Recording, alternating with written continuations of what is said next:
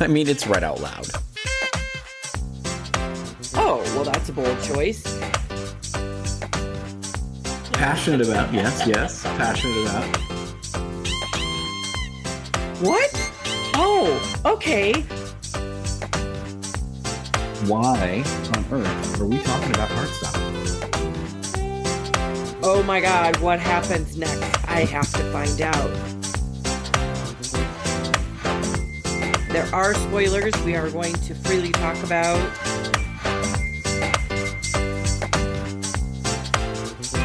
What advice would we want to give them? Hello, welcome to Write Out Loud, a podcast where we talk about all things story and all things writing and all things creating. It's me, Matt Kassem, and Christina. Welcome. Good to see you as always. Good to see you, my darling. Let's talk a little bit about, we left off last time. We've been dipping our toe into the Heartstopper pool, as it were, and talking about story and how it all comes together. Yes. One of the things that I think you mentioned to me that made me kind of perk up a little bit was that you found it interesting that Alice Oseman had written such a fantastic romance story, while being herself asexual, and that it just made it kind of go, yeah, right? Yeah. So the idea that, how I watch a show, how I'm impacted by a show, something that just strikes me, oh, this is so good. It's so well written. It surprises me. All of those things I said in the introduction. I started doing my research, and by doing research, I mean connecting with other, watchers, readers, fans. And so many of them were talking about how, they wish that there was something like this when they were younger. Mm-hmm. And that, of course, struck me because, I'm going to out our ages here. We grew up in the 80s. Yes, we did. It's okay. No shame. Yes, no shame. We grew up in the 70s and 80s. And, something like this coming out then, oh my God, they would have, I think it would have freaked people out. But what's interesting is, even though I was an ally, faithful ally, grew up with a gay boy who became a man, growing up together, who came out, meeting you, in my early 20s. Mm-hmm. I've always been an ally. Always found a kinship, with them. But even back then, the A was not attached to the LGBTQIA+. Right. And so, I wasn't aware of what asexual meant. And so when I read somewhere in connecting with these fans that she was asexual, I automatically went mind blown. How does someone who is asexual write the most romantic thing this romance reader has read? And to give you guys a scope of my romance genre fandom in publishing, spawned an entire career where I've been to every major publishing house in New York by invitation because of my involvement in the romance genre publishing industry. Mm-hmm. I know a slew of romance authors. This is ingrained in me. So it's not just a passing fancy that I would go, how can this be? I started doing some more research on Alice herself, and I found the article, which I did keep. So we'll post that on the website so anyone can reference it, because I certainly, if Alice were not out, I would not be outing her. I wouldn't be talking about it. But, she wrote this article. I found the verification. I don't talk about anybody unless they have verified themselves, something like this. So as I started to read about what asexual means, it doesn't mean what I thought was traditionally like asexual. They're not interested in sex at all. And that's not the case. You can be entirely, have a high sexual libido, but have zero sexual attraction. Once I started reading about the sexual attraction aspect, there are, under the umbrella of asexual, there's, gray sexual, demisexual, all these different variations on it. And when I started reading it, I started reading demisexual, and I'm like, oh my God, that's me. Oh my God, that's me. Oh my God, that's me. And it's like the entire first half of my life was suddenly explained. Mm-hmm. From, the boy I first kissed in the sixth grade to the high school sweetheart. I should have been attracted to them. I thought I kind of was attracted to them, but as soon as you start kissing them and you go, I'm not sure this is what this is supposed to feel like. To becoming, in my early 20s, when I met someone, fell in love, was sexually attracted to him, got engaged, broke up, you know, had I known all that I know now, Mm-hmm. oh my God, my life would have been so much easier. So much easier. And this is something that, just to give an example, there were people that I was really, really close to. Okay, the high school sweetheart, Mm-hmm. I would say him number one. Number two, there was a guy that I worked with at the bookstore. I don't know if you remember the redheaded guy that worked at the bookstore. Vaguely. Yeah, he. Oh my God, he brought in flowers. He asked me out. Oh man, and I took him to the back room, and I can remember telling him, if I could have it any other way, I'd be attracted to you, but I'm not attracted to you. And the thing is, it's super hard to have that conversation. Sure. And the thing is, I can like those types of moments are so vivid to me because they were so difficult. And I keep thinking to myself, prior to understanding that this is what I was, why couldn't it be that way? And I remember saying to him, don't you think it would be so much easier for me to say yes than to have this conversation? And so eventually I actually did stop dating.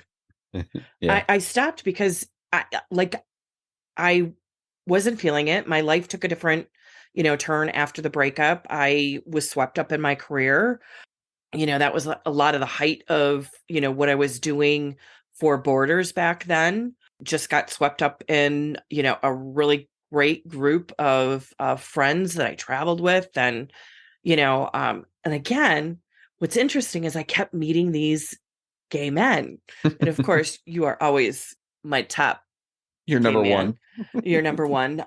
Back in the 80s and 90s, we used to call it like gay boyfriends and gay husbands. And, I don't know if that's still a term or if that's dating me. So you were my gay husband and everybody else was my gay boyfriend. Friends would tease me because I was like a gay magnet and I'm going to become a gay icon someday. Um, but it wasn't until I read about Alice Oseman and first learned that term demisexual. And even since then, just researching it, it's like I fall more and more and more and more into that category. And I can't help but thinking that if we had had this type of representation back when we were younger, Sure. like my life would have been so much easier. Sure. My life would have been so much, like in hindsight, everything makes sense. Mm-hmm. Everything makes sense. Once I put that in there, now I know how to date. I know how to treat people. I won't get into those circumstances of, gosh, it would be so much easier if I were attracted to you. Yeah. And it makes sense. I was just so oblivious. And I don't mean oblivious in a negative term, oblivious in the sense that when I meet someone, I didn't understand people were sexually attracted right away. That's why I was so connected to these gay men, is because I was not looking for sexual attraction in them. Mm-hmm. If I were, I would have been deeply in love with you back in our 20s, Mm-hmm. but it doesn't work that way. And that's why the A of LGBTQIA belongs in, that community, Sure. because we don't fit in with the rest of society, and Mm-hmm. society loves to diminish someone who is very different. Mm-hmm. I always thought I was different. I just thought it was, I'm being true to myself, not dating people just to date them. that's one of the major reasons why I wanted to not only focus on Heartstopper, but that representation. Yep. Because had I had that representation growing up, I think my life would have been vastly different. Mhm. Maybe not so different because I don't think I would have made different choices, but I would have known myself better. Sure. And why should you get to your 40s and finally go, oh, light bulb went off. This is who I am, you know? Why do you think it matters that people see themselves in a character, or that we see different groups represented in a show, or even a book? It doesn't have to be a TV show or a movie, but Yeah, like even a book. Or why does it that matter? Why does that make is a difference? What do you think? it is the sense that there is someone else out there who Hmm. feels like we do, who understands who we are. So we can be in a crowded room and not know a soul in there. But if there is representation Hmm. of who we are, we feel like, okay, I may not fit in with the whole, but I fit in with this little group over here. Sure. And the thing is, what most white, straight people don't understand is that not seeing yourself in books, on the screen, in the story, Hmm. you've there's something missing. Sure. There's something missing. There's something lacking. There is, again, it's about that validation. It is about feeling like you matter, seeing your own story unfold. So that 15-year-old girl who picked up her first, romance novel at the end of a grocery store aisle, that's how I found my fit in. Hmm. Was I fit in those stories. This is a girl who believes in love and who believes in happily ever afters. And even as a demisexual who I don't know if there's another someone out there that I'm going to be attracted to. I hope so. But um, that's your point, right? Like, is but that's my you point. hope that you have that person like you out there Yes. that you can identify Yes. with, that you Exactly. can connect with. Yeah, Exactly. 100%. Okay. Exactly. So for you, what do you think? What does representation mean for you?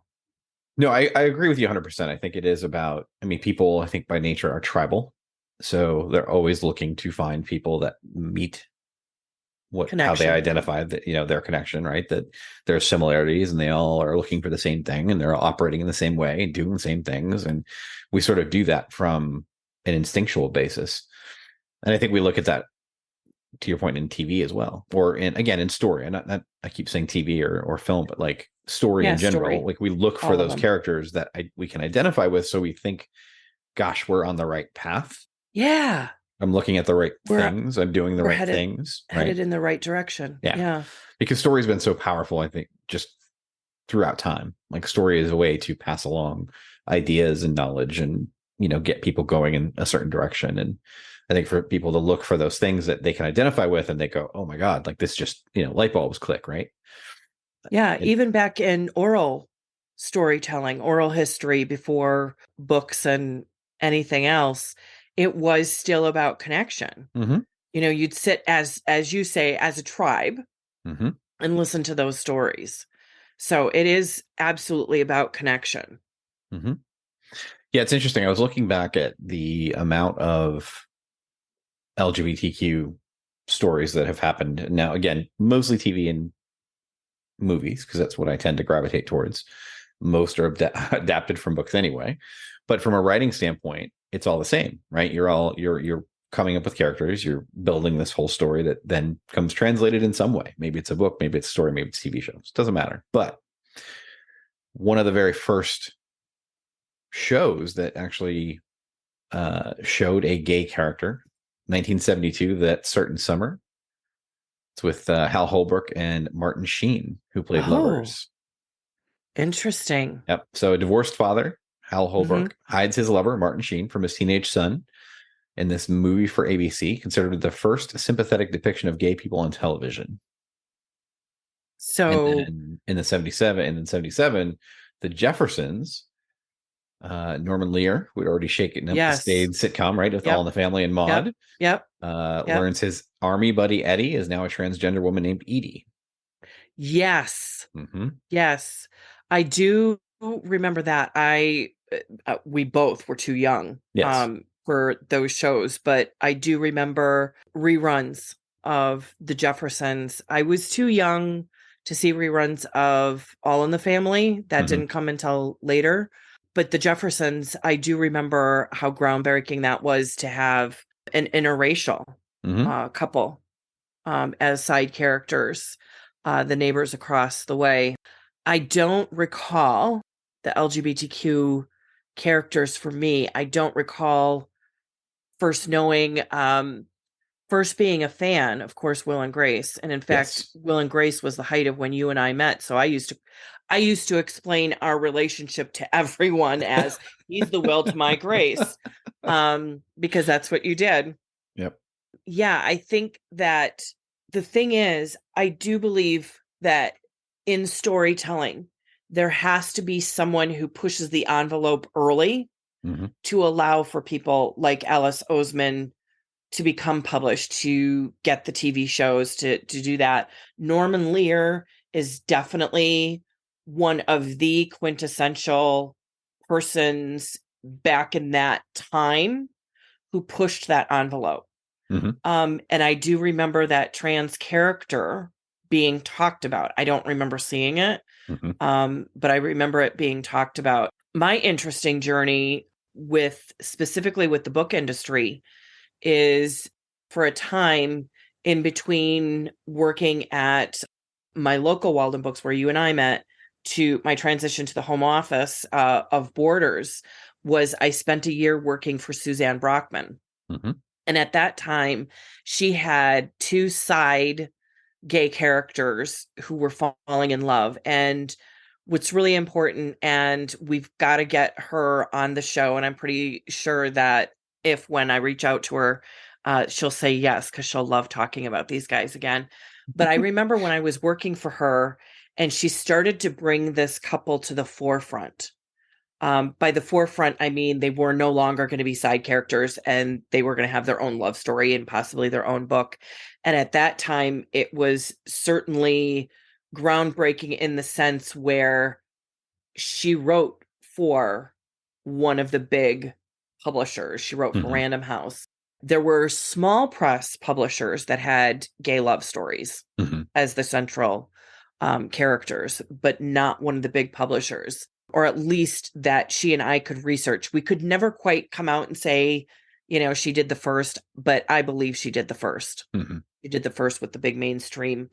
And, to me, that was huge. I loved working with her on those books, but more importantly, the impact that she had on my life being from rural Wisconsin, Hmm. as you and I both are, you don't come across out gay people. Hmm. And what was interesting is my family at the time were all very conservative, shall we Hmm. say. They loved the neighbor boy. And when he came out, they didn't think any differently of him. But it was actually the impact of Suze's gay son that when they met him, so this is someone they meet knowing he's gay. This is the Hmm. first person that they meet that they knowingly, before they know him, know that he is gay. And I truly believe him being himself, and he is an effervescent. You and I both Yes. are friends with him.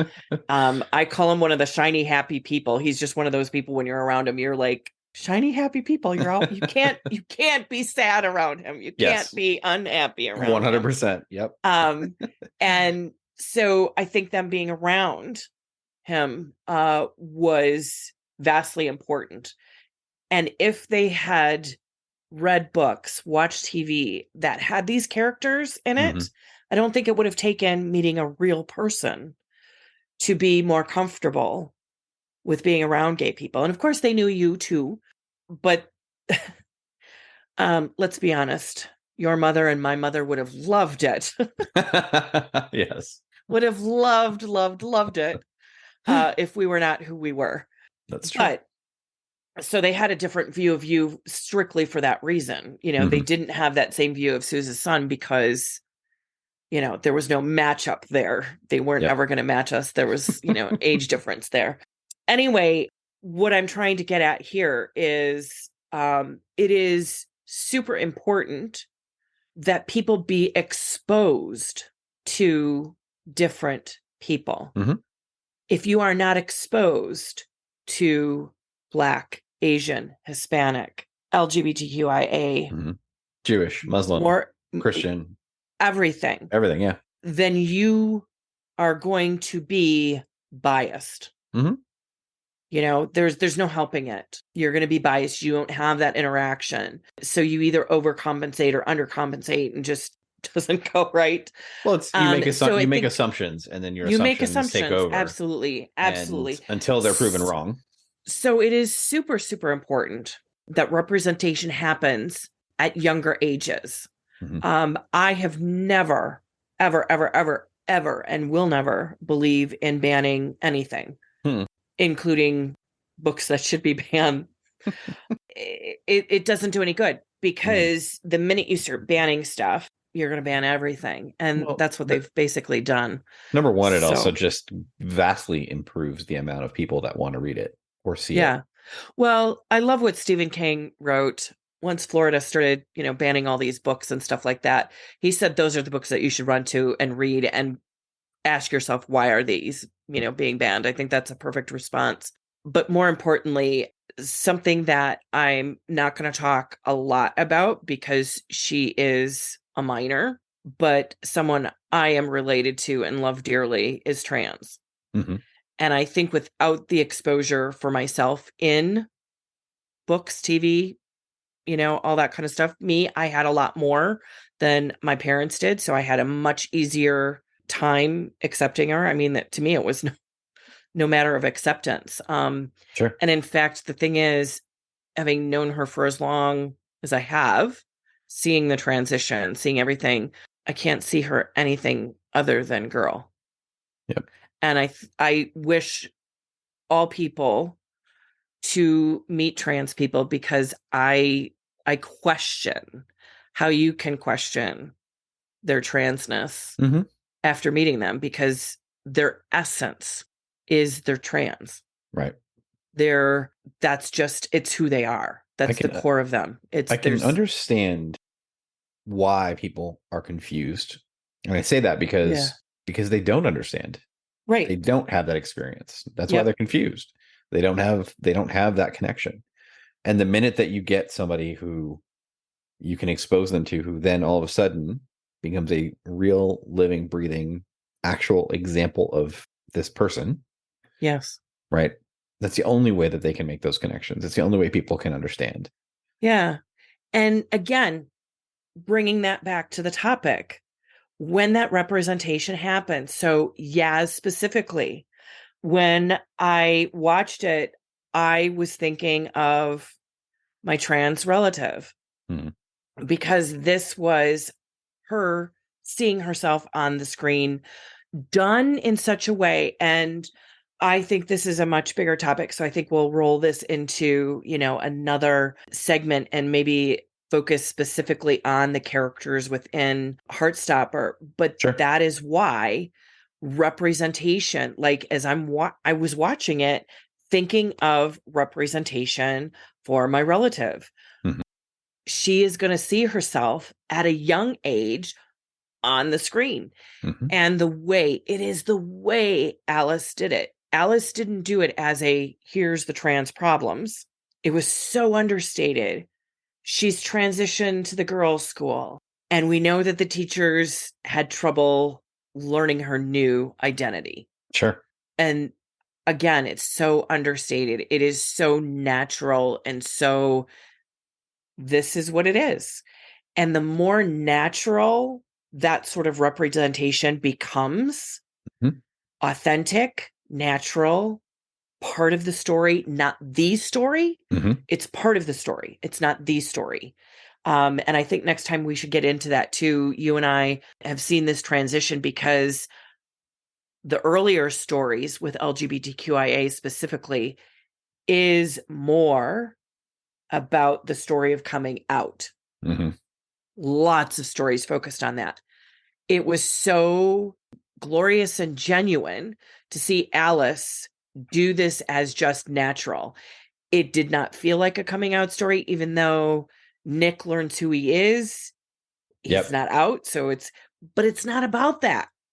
It is about his self-discovery, but then we move on to the next thing, which is, his love for Charlie. I mean, it's very quick transition. So I think we need to get more specific into that stuff. I think if we start it right now, we're on for another hour. Easily. Yeah, I think the nice thing about Heartstopper, and the reason why it makes so much sense that we use it as a launching point really for this conversation and future conversations, is because it really is like a cornucopia of representation. You really have so many different types of people, from gender to race to sexual orientation to identity to everything. Like, it just all comes together in one big piece, and you get to see those individual threads for each of those types of people spin their own yarn and come together. Underlying layer of it is the cast, the crew, everybody involved in it have their own ties to the LGBTQIA community. One of the actors playing Darcy, I'm trying to think of the actress's name. I'm going to say, no, I'm not going to say it because I don't quite recall what her name is. Kizzy is non-binary. And I think, again, next time we need to get further into this is, non-binary is not represented. I mean, we've had some trans, we've had, of course, gays, lesbians, not a lot of pan. We've got, David from Schitt's Creek, who is pan representation. But we really don't have that non-binary. So, and the asexual, which, one of the characters in her books, is not in the show. They've replaced him with Isaac. But so she goes even farther, into the representation than, and so does the series. So yeah, this is exactly why I was so excited to do this as a podcast, because there is just so much to talk about. Such a bigger conversation. Yes. We could go for months. We could. I could talk about this forever. Awesome. Okay. Let's wrap it up there. Again, thank you so much for spending time with me. Thank you all for listening. And again, if you're looking to find more of us, you can do that online. Christina, tell them, where can they find you? Bookmatchmaker.com, or email me at Christina@bookmatchmaker.com. I'm on social media everywhere at Bookmatchmaker. Mostly on IG is where you'll find me most active. Perfect. And of course, Matt Kassem, me. You can find me on Kassem, CASSEM.omg.lol, where you'll find all the links to everything much easier. I'm active on Instagram, Mastodon, you name it. I'm probably somewhere out there. So come find me. You'll find lots of fun, random things. Yes. Awesome. All right, my friend. We'll see you again. We'll talk to you Till next time. Bye-bye. Bye.